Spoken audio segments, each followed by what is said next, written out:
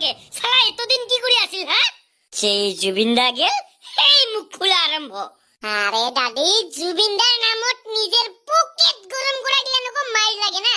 আর নিশিতা গোস্বামীর ক্ষেত্রে আরে ওইটো ইনকা করিয়া কথা গিলা কই বুঝাই না পাং নিচে আসং না ফাংশন সে আসং এই এই এই সাম কানুর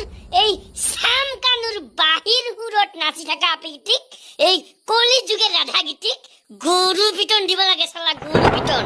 সালা সুবিধাবাদী এলাহে মুখ খুলিবাইছে সালা মই তো বুঝাই নাছিলুম আমার অসমীয়া ফিল্মতো যে এত খাটিয়া মানুহ আছে এলা তো বুঝা পাবা লাগছ না আর একটা কথা শুনুম দাদি কি যোৱাকালি বলে গরিমা বউয়ে একটা এজাহার দিল এগুলো ফাল কথা কিন্তু এত দেরি কিয় দিল আরে সবের মানসিক স্থিতি একে নহয় বুঝিবার চেষ্টা কর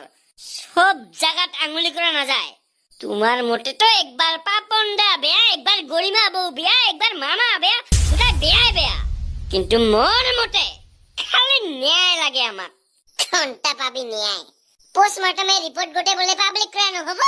কিয় সরকারে হে জানে আরে পোস্টমর্টম রিপোর্ট যদি পাবলিক করা নহয় তাহলে আমি কেমনে জানিম সেদিন জুবিনদাক সিজৰ এটেক আইছিল হ্যাঁ কি জানকো সেদিন এটেক আহাই নাছিল আর সেই কথা গটকে লুকাবার কারণে পোস্টমর্টম রিপোর্ট আমাক নেদেখায় মানে হত্যা যে করা হইছিল ইগো কনফার্ম তাহলে আর যদি রিপোর্ট গো পাবলিক করা নহয় তাহলে কিন্তু বেলেগ বেলেগ মানুর উপর তো চকু উঠিব আঙুলি উঠিব একদম আরে দাদি কথা অল্প ফাল করিয়া কবি এলা আৰু ইখান অসম সেই অসম নহয়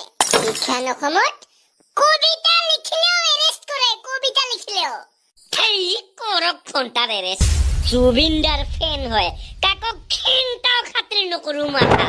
অত্যাচাৰ নকৰিব নহলে আমি এইবাৰ জেং কৰিম একদম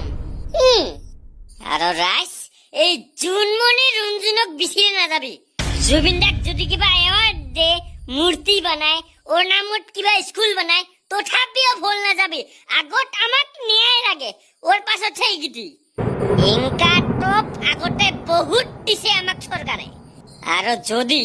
যদি এইখান অসমত এত ডাঙৰ ব্যক্তি জুবিন গাৰ্গ এত মহান ব্যক্তি ওয়ে যদি ন্যায় নাপায় তাহলে আমার হেনে সাধারণ মানুহ কি ঘন্টা ন্যায় পাব হ্যাঁ সবে ওলাই